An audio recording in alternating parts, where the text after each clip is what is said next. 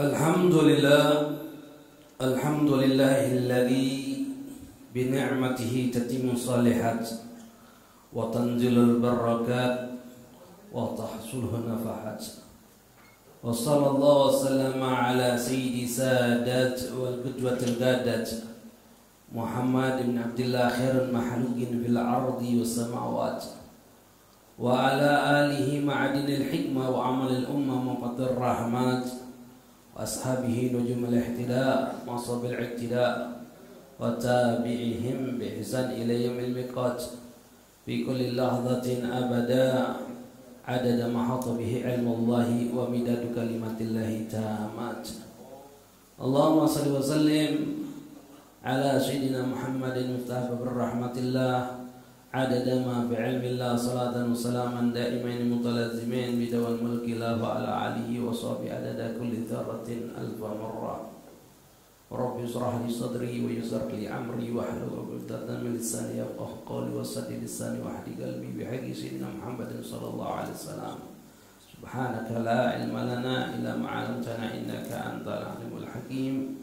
Wa tub alaina innaka antat tawwabur rahim waghfir lana wa lidina wal hadirin wal hadirat bi rahmatika ya arhamar rahimin. Amma ba'd. Ayyuhal aba ummahat ikhwan wal akhwat mustami'in wal mustami'at hadirin wal hadirat rahiman wa rahimakumullah. Alhamdulillah thumma alhamdulillah thumma alhamdulillah. Tidak henti-hentinya bersyukur kepada Allah Subhanahu wa taala atas berbagai macam limpahan rahmat nikmat yang Allah berikan kepada kita, terutama nikmatul Islam, nikmatul iman, nikmat kita dijadikan umat Nabi Muhammad sallallahu alaihi wasallam, nikmat hidayah, inayah, taufik, wasihah wal afiyah. Nikmat Allah Subhanahu wa taala masih memberikan kesempatan untuk kita kumpul duduk dalam pengajian ini, dalam majlis ini, tidak lain mengharapkan ridha Allah, ridhanya Rasulullah sallallahu alaihi wasallam, lalu mencoba untuk menyenangkan hati baginda Rasulullah sallallahu alaihi wasallam dengan cara memahami, mempelajari, mengamalkan dan menyebarkan syariat-syariat yang dibawakan oleh Rasulullah sallallahu alaihi wasallam. Yang mudah-mudahan kita yang duduk dalam majlis ini tidak keluar dari majlis seperti ini kecuali Allah Subhanahu wa taala sudah mengampuni seluruh dosa-dosa kita, dosa orang tua kita, dosa guru-guru kita, meluaskan rezeki kita, mengabulkan hajat-hajat kita, panjangkan umur kita dalam ta'awal afiyah salamah, lalu Allah matikan kita dalam keadaan husnul khatimah fi khair wal afiyah, amin ya rabbal alamin. Begitu juga salawat serta salam tidak henti juga memintakan kepada Allah untuk dilimpahkan kepada kita Nabi Muhammad sallallahu alaihi wasallam serta para keluarganya, para sahabat-sahabatnya, para pengikut-pengikutnya sampai akhir kiamat nanti, amin ya rabbal alamin. Ikhwan hadirin wal hadirat rahiman wa rahimakumullah, melanjutkan di dalam kitab Al-Manhajus Shawi Syarah Ushul Thariqus Sada Al-Balawi yang dikarang oleh Habib Zain bin Ibrahim Bismin wa Allah bijuli hayati amin, sampai di dalam pembahasan tentang masalah ilmu, masih pembahasan di dalam bab ilmu. Fasl Rabi, bagian yang keempat, fi anna qalil ilmi khairun min katsiril ibadah. Di dalam membahas tentang sedikitnya ilmu itu lebih baik daripada banyaknya ibadah. An Abi Umamah Bahili radhiyallahu anhu qala dzukira li Rasulillah sallallahu alaihi wasallam rajulan ahaduhuma 'abidun wal akhar 'alimun faqala Rasulullah sallallahu alaihi wasallam fadl 'alim 'ala 'abid ka fadli 'ala adnakum, akhraj Imam Tirmidzi. Dalam satu riwayat hadis diriwayatkan daripada Abi Umamah radhiyallahu anhu, Abi Umamah Al-Bahili radhiyallahu anhu, diceritakan kepada Rasulullah SAW ada dua kelompok orang. Dua orang, yang satu ahli ilmu, satu ahli ibadah, abidun. Yang satu adalah orang yang alim, orang yang berilmu. Ketika hal ini disampaikan kepada Rasulullah SAW, maka Rasulullah SAW bersabda, fadl alim ala abid ka fadli ala annakum. Keutamaan orang alim dibandingkan orang yang ahli ibadah itu seperti keutamaanku dengan di antara kalian, kata Rasulullah SAW. Artinya bayangkan ikhwan, Perumpamaan orang yang berilmu dengan orang yang ahli ibadah sebagaimana seperti Rasulullah di antara sahabat-sahabat yang lainnya. Jauh. Tidak ada apa-apanya. Bandingkan Rasulullah dengan para sahabat. Itulah keutamaan orang-orang yang berilmu. Dalam riwayat lain juga Rasulullah SAW, riwayat akhrajahu Asbihani dalam kitab Targhib, hadis Abdullah bin Umar an Sayyidina Umar radhiyallahu anhu, qala Rasulullah SAW, baina alim wa abid mi'atud darajah, baina kulli darajatin hudrul jawad mudammar 70 sanah. Rasulullah SAW mengatakan dalam riwayat hadisnya, antara orang alim dengan orang yang ahli ibadah itu perbedaannya adalah 100 derajat. 100 derajat. Antara derajat pertama menuju derajat kedua itu jaraknya adalah dengan menaiki kuda yang sangat kencang selama 70 tahun. Derajat pertama kedua. Jaraknya itu, bayangkan saja, naik kuda yang sangat kencang selama 70 tahun. Baru naik derajat kedua. Bayangkan antara derajat kedua ketiga keempat sampai 100. Perbandingan orang yang berilmu dengan bandingkan orang yang ahli ibadah. Dalam riwayat hadis juga Rasulullah SAW akhraja Imam Dailami dalam kitab Firdaus, hadis Abdullah bin Umar radhiyallahu anhuma, majlisun fiqih khairun min ibadah sittina sana. Duduk di dalam majlis fiqih, majlis yang di situ memahami bagaimana tata cara ibadah kepada Allah, memahami cara wudu, memahami cara istinja, memahami tentang bab air, memahami tentang bab sholat, bab zakat, bab puasa, bab haji. Duduk dalam majlis fikih itu lebih afdal, lebih baik daripada ibadah sittina sana. Lebih afdal, lebih baik kata Rasulullah daripada engkau ibadah 60 tahun. Bayangkan ikhwan, 60 tahun tidak ada apa-apanya dengan orang yang duduk dalam majlis ilmu fikih. Ini semua riwayat-riwayat hadis, banyak ayat-ayat Quran, hadis-hadis Rasulullah SAW yang menjelaskan tentang apa? Keutamaan ilmu. Saking tingginya kedudukan orang-orang yang berilmu. Sehingga Rasulullah SAW mengatakan khairul ibadah fiqhun. Sebaik-baiknya ibadah adalah memahami agamanya Allah. Duduk dalam majlis taklim. Itu sebaik-baiknya ibadah kata Rasulullah SAW. Jadi ketika kita duduk dalam suatu majlis itu sebaik-baiknya ibadah. An Abi Dzar radhiyallahu anhu qala li Rasulullah sallallahu alaihi wasallam, ya Abu Dzar, la anta dua fata'allama ayatan min kitabillah khairul laka min an tusalli mi'at raka'ah.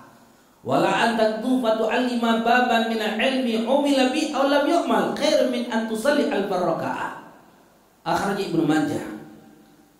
Rasulullah sallallahu alaihi wasallam ngomong kepada Abi Dzar, "Ya Abi Dzar, kau pergi, kau ajarkan satu ayat daripada firman-Nya Allah, itu lebih baik kau sholat 100 rakaat. Satu ayat saja kita ajarkan. Bismillahirrahmanirrahim. Ajarkan satu ayat. Alhamdulillahirabbil alamin. Satu ayat saja kau ajarkan, itu lebih baik kau sholat 100 rakaat. Ya Abu Dzar, la anta tuwa fa tu'allima baban minal ilmi. Hai Abu Dzar, kau pergi kau ajarkan satu bab ilmu. Satu bab ilmu. Kau ajarkan tentang bab wudu, kau ajarkan tentang bab istinja, bab mandi wajib, kau ajarkan satu bab daripada ilmu saja. Baik ilmu itu umila bi aw lam ya'mal. Baik ilmu itu akan diamalkan orang tersebut atau tidak diamalkan orang tersebut. Khairu min an tusalli alf rakaat. Itu lebih baik daripada engkau sholat 1000 rakaat. Siapa di antara kita yang sholat 1000 rakaat? Nah, ada.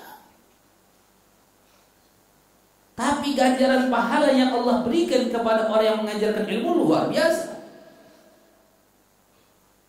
Makanya Allah perintahkan untuk kita menyampaikan ilmu. Tidak dilihat kapasitas kita sebagai orang yang berilmu atau tidak, tapi sampaikan kapasitas ilmu yang kita pahami, yang kita dapetin di dalam suatu majelis.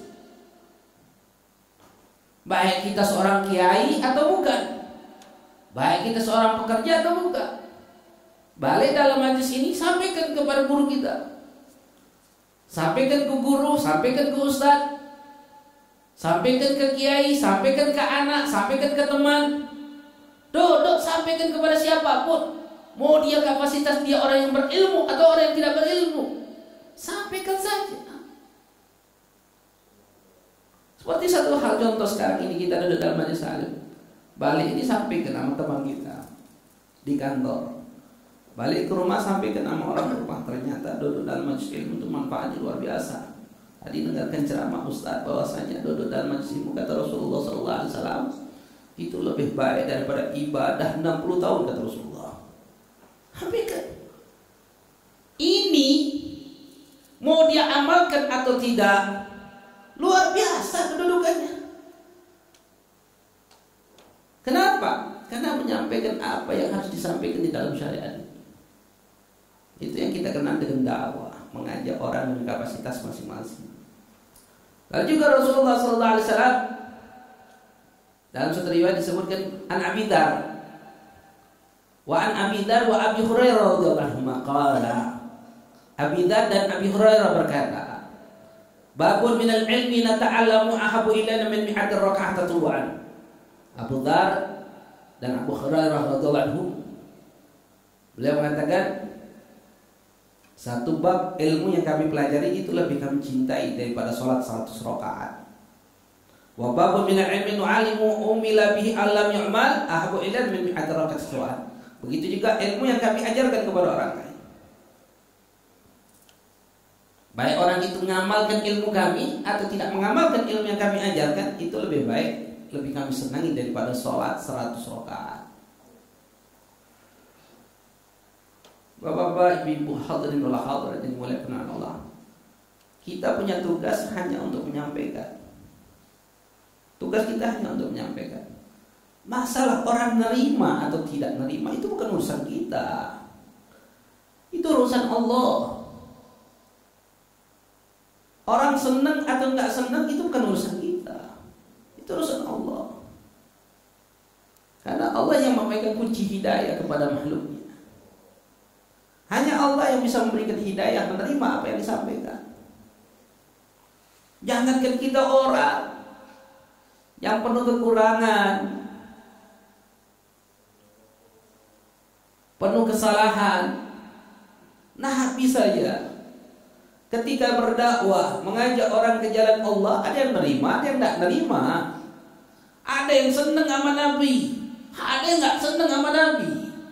Ada yang pro dan kontra, itu hal yang wajar. Apalagi kita orang.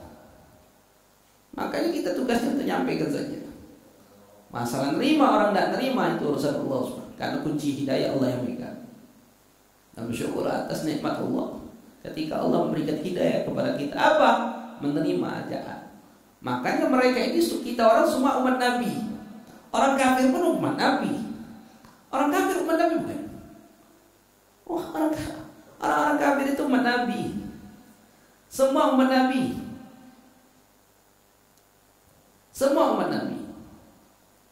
Tapi umat Nabi ini dibagi menjadi dua, umat terdakwah wa umat ijabah. Umat yang harus diajak dan umat yang menerima ajakan. Alhamdulillah kita termasuk umat yang menerima ajakan Nabi. Dan mereka orang kafir, umat terdakwah, umat yang harus diajak. Bayangkan, syariat ini memerintahkan dakwah ini bukan hanya kepada umat Islam saja. Begitu juga dengan orang kafir. Tapi ingat, orang kafir dia tidak mempelajari Al-Quran, dia tidak mempelajari hadis, dia tidak duduk majelis, dia tidak dengarkan ceramah. Tapi mereka dengan apa? Dengan melihat. Maka daripada itu dakwah kita terhadap mereka dengan cara apa? Perbaiki perilaku kita, timbulkan akhlak-akhlaknya Rasulullah di dalam diri kita. Kenapa? Karena hanya mereka dakwah yang seperti itu yang bisa sampai kepada mereka orang. Mereka nggak duduk majlis, mereka nggak baca Quran, mereka nggak baca hadis, mereka nggak dengar ceramah, tapi mereka melihat. Gencaran-gencaran sekarang ini luar biasa. Kita kalah dengan media, sehingga wajar yang ditontonkan adalah kebencian terhadap Islam, sehingga terkenal Islamofobia, fobia Islam, rasa takut yang mencekam terhadap Islam. Luar biasa. Bukan hanya kepada orang-orang kafir, bahkan terhadap Muslim saja luar biasa. Pernah satu kejadian, ada anak majlis, sering majlis. Lalu satu orang anak tersebut ngomong, Habib, Ustaz, si fulan Ustaz dah lagi mau duduk majlis. Wah, kenapa? Oh, dimarahin kakaknya. Wah, kenapa kakaknya? Sakit apa kakaknya? Ngelarang adiknya majlis. Enggak, Ustaz. Disuruh orang tuanya. Orang tuanya nyuruh kakaknya untuk melarang adiknya majlis. Ada apa? Iyo takut katanya Ustaz. Katanya takut kaki adiknya kalau melak majlis kaki ngebom pulau. Kaki jadi teroris. Paham ini? Sampai kepada Muslim sendiri saja takut untuk duduk majlis. Saking hebatnya gencar media memerangi kita, menampakkan hal-hal yang menakutkan. Dan terkadang kitanya sendiri seperti itu.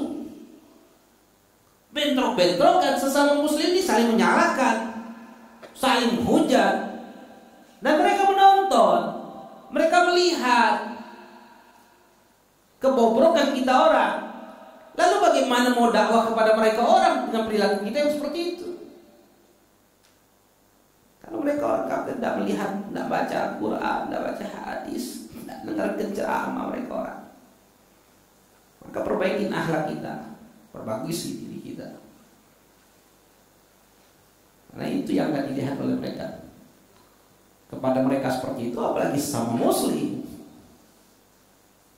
Kalau hanya kepada mereka seperti itu, apalagi sama Muslim gitu orang. Wa qad dhahara bima dzakarna an istighfar bil ilmi lillahi afdal min nawafil ibadah al badaniyah min as-salah was siyam wa tasbih doa wa nahwi dzalika.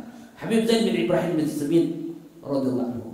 Beliau kata, tahu kan dalam kitab ini telah kami tampakkan, kata beliau, bahwasanya menyibukkan diri kita dengan ilmunya Allah, ilmu yang mendekatkan diri kepada Allah, ilmu yang menimbulkan rasa sifat takut kepada Allah. Bukan ilmu yang hanya ingin menyalahkan orang lain. Ilmu lillah. Karena berapa banyak kita mempelajari ilmu hanya untuk menyalahkan orang lain. Seperti ada yang nyampaikan sama Ustaz. Saat Ana sampaikan apa yang Ustaz sampaikan, lalu setelah Ana sampaikan ada nyalahin Ana Ustaz. Disalahin seperti ini Ustaz. Lalu dia nanya, Ustaz, gimana jawabnya? Gimana bantahin orang tersebut? Dia mau nanyakan ilmu untuk apa? Untuk menyalahkan orang lain. Ilmu yang kau tanyakan itu ilmu yang tidak berkah. Kau mengajak ustaznya jadi tidak berkah. Kenapa? Kau ngajak untuk ilmu untuk menyalahkan orang lain. Tidak seperti itu ilmu. Ilmu itu hanya menimbulkan rasa takut kau kepada Allah. Semakin kau memahami ilmu, semakin kau memahami syariat, semakin kau mengerti siapa dirimu. Semakin kau punya rasa takut kepada Allah, semakin kau merendah diri kau, semakin kau menjauhkan sifat sombong, semakin kau menangis, semakin kau merintih meminta ampun kepada Allah. Ilmu itu yang berkah, bukan ilmu menjadikan kita lebih sombong, bukan ilmu menyalahkan orang lain. Makin duduk majlis lah, kau tidak galak duduk majlis taklim, maka duduk majlis. Apa seperti itu? Tidak, bukan ilmu yang seperti itu. Ilmu yang menjadikan kita ini punya rasa takut kepada Allah itu lebih afdal daripada seluruh nawafil ibadat di dalam seluruh sunnah-sunnah di dalam ibadah kita orang. Baik itu sholat, baik itu siam, puasa, baik itu tasbih, baik itu doa, dan apapun sifatnya. Ini penting juga untuk kita pahami. Duduk dalam majlis taklim mempelajari ilmu lillah karena Allah Subhanahu wa taala, ilmu yang kita harapkan berkah, yang menjadikan kita punya rasa takut kepada Allah, itu lebih afdal dari apapun yang kita lakukan di dalam ibadah ini. Lebih afdal di dalam ibadah badaniyah yang sifatnya sunnah. Ada majlis taklim rutinan, tahu di situ ada maulid. Akhirnya kita pergi mana? Pergi maulid, tinggalkan majlis taklim. Rutinan ba'da maghrib ada majlis taklim, karena ada tahlil ba'da maghrib, majlisnya libur, pergi ke tahlil. Apa lebih afdal tahlil dibandingkan majlis ilmu?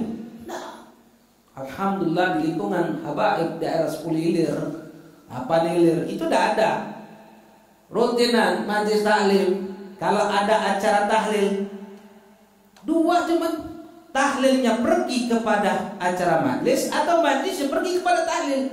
Tetap mengadakan majlis tanpa meliburkan majlis.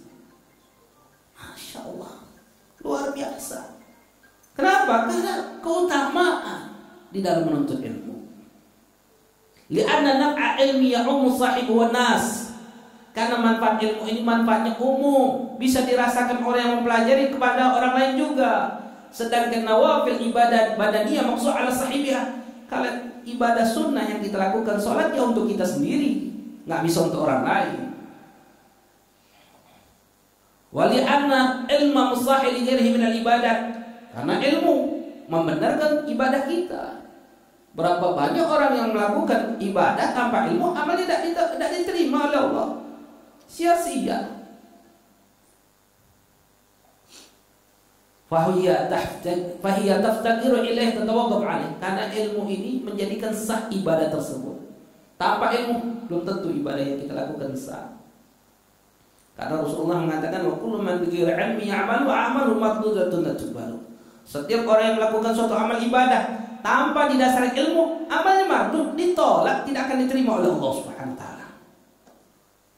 Wa li'anna al-ulama warasatul anbiya alaihi salatu wassalam. Walaysa dzalikal muta'abbidin. Ilmu, karena orang-orang yang berilmu itu mendapatkan warisan para nabi. Sedangkan nabi tidak mewariskan orang-orang yang ahli ibadah, mewariskan ilmu. Wali'anna ta'atul alim wajibatun ala ghairi. Karena tunduk patuh kepada orang-orang yang berilmu wajib untuk menyelesaikan ibadah kita, untuk menyesuaikan ibadah kita sesuai dengan apa yang diinginkan oleh Allah. Wali anna ilma yaqa atharu ba'da mautus sahibihi, kata Habib Zain. Karena ilmu, orang yang memiliki ilmu akan melanggengkan orang tersebut walaupun orang itu sudah meninggal dunia. Namanya akan selalu disebut. Berbeda orang yang ahli ibadah, meninggal ya selesai dia. Tapi orang yang berilmu bagikan, bayangkan Imam Syafi'i, Imam Hanafi, Imam Malik, Imam Ahmad bin Hanbal, Imam Nawawi, Imam Ghazali dan berbagai macam para ulama-ulama sampai sekarang, walaupun ribuan tahun, 1000 tahun yang lalu wafatnya, 500 tahun yang lalu yang wafatnya, akan selalu disebut nama-namanya. Luar biasa. Beda orang yang ahli ibadah meninggal selesai urusannya. Wa li'anna fil bada'il mihih syari'ah hifdzul ma'alim ilma. Karena melanggengkan ilmu ini akan melanggengkan syariatnya Rasulullah SAW. Dengan menjaga ilmu akan terjaga syariatnya Rasulullah SAW. Tak mau mempelajari ilmu maka akan hilanglah syariat ini. Wa mimma yadullu aidan ala rujhan ilmu wa afdalati ala sa'iril ibadat.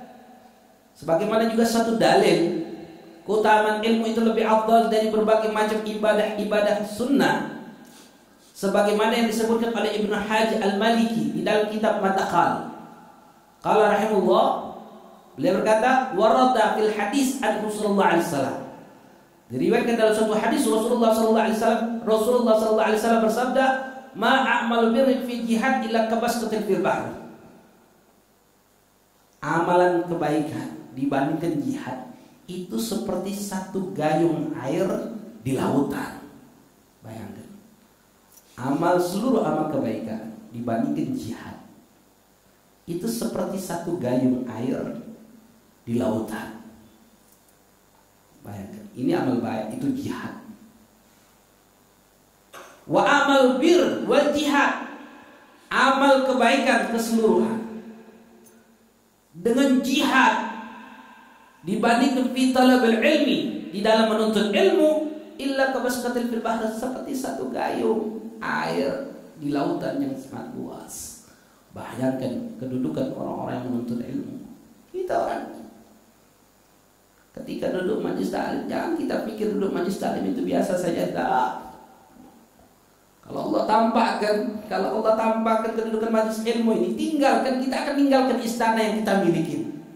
Kita akan meninggalkan usaha-usaha yang akan kita lakukan hanya untuk mendapatkan ilmu. Makanya anak punya Sohib, beliau katakan, buat 1000 alasan untuk bisa duduk dalam majlis ilmu, dan jangan pernah buat satu alasan untuk sampai kita meninggalkan ilmu. 1000 alasan kita buat supaya kita bisa duduk majlis. Ini kadang-kadang kita orang karena alasan duniawi kita tinggalkan majlis ilmu. Karena istri, karena anak, kita tinggalkan majlis ilmu. Padahal kedudukan majlis ilmu itu luar biasa. Wa kana Imam Sufyan Ats-Tsauri rahimahullah. Imam Sufyan, siapa beliau? Al-Imam Alim Syekhul Islam, Amir Mu'minin fil hadis. Imam Sufyan Ats-Tsauri, Amir Mu'minin fil hadis, pemimpin di dalam ilmu hadis. Abu Abdullah Sufyan bin Sa'ad Ats-Tsauri yang lahir tahun 997 Hijriah, wafat di tahun 161 Hijriah.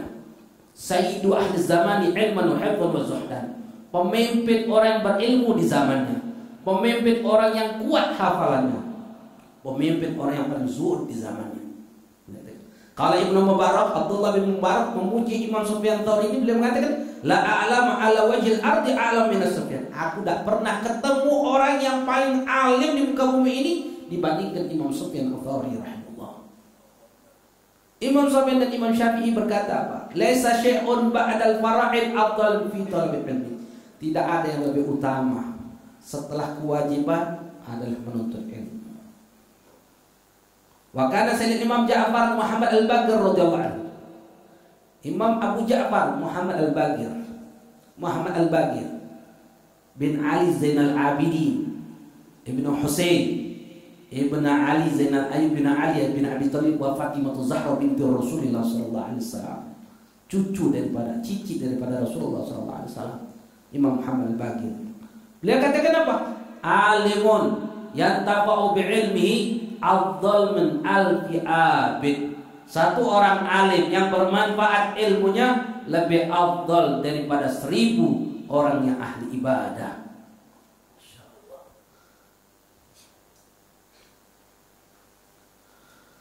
Fata'amal rahimakumullah hadil nusus. Bayangkan, renung, resapi ini kata Habib Zaid bin Ibrahim Syuhri daripada dalil-dalil nas-nas menunjukkan tentang keutamaan ilmu, baik itu mempelajari ilmu atau mengajarkan ilmu. Arfa, paling tinggi, wa afdal, paling utama, min syairil a'mal, dari seluruh amal ibadah allati yutaqarrabu biha ila Allah taala. Seluruh amal yang bisa mendekatkan diri kepada Allah Subhanahu wa taala. Fahuwa min a'dhamil ibadat, menuntut ilmu paling a'dham, paling mulianya di dalam ibadah kepada Allah Subhanahu wa taala. Wa ada istiqal bihim afdal min ta'at, dan menyibukkan diri kita menuntut ilmu paling afdalnya ibadah.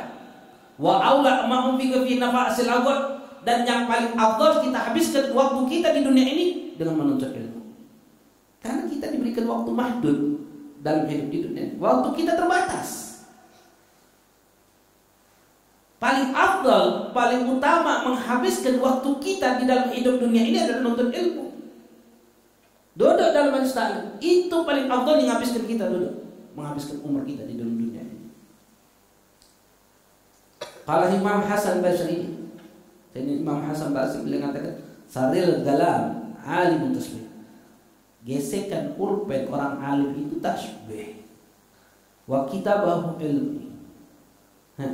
Kitabnya adalah ilmu. Wa nadhar fihi ibadah. Melihat mereka orang alim itu ibadah. Bayangkan dia ada orang alim itu ibadah.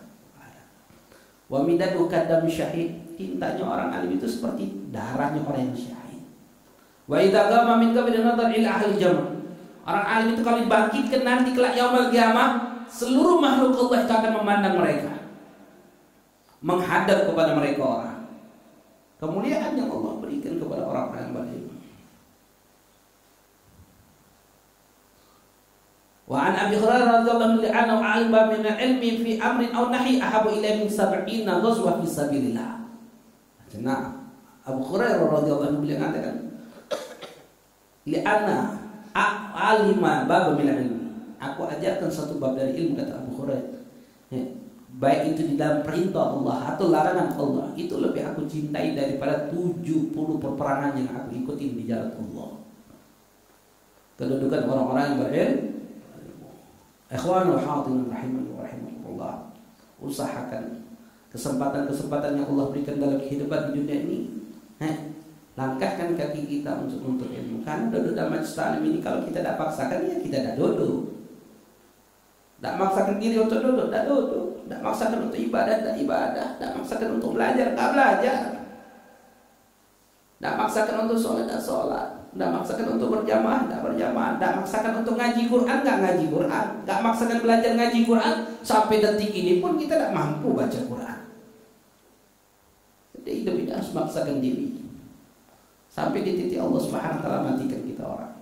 Mudah-mudahan ilmu yang kita dapatkan ilmu yang berkah, ilmu yang menjadikan kita tunduk takut patuh kepada Allah Subhanahu wa taala. Kita mintakan kepada Allah Subhanahu wa taala, mudah-mudahan Allah senantiasa memberikan hidayah, inayah, taufiknya kepada kita untuk senantiasa dekat kepada Allah dan dijauhkan dari segala hal-hal yang bisa menyebabkan kita jauh dari Allah Subhanahu wa taala. Dan juga kita mintakan kepada Allah, selalu minta sama Allah untuk kita, untuk orang yang kita cintai, orang yang mencintai kita, atau orang yang tidak senang kepada kita dari kaum muslimat, atau orang-orang yang pernah berbuat baik dalam hidup kita, atau orang-orang yang punya hak-hak terhadap kita, atau orang yang pernah kita zalimi, atau yang menzalimi kita dari kaum muslimat. Kita mintakan kepada Allah, mudah-mudahan Allah ampuni dosa kita dan dosa mereka.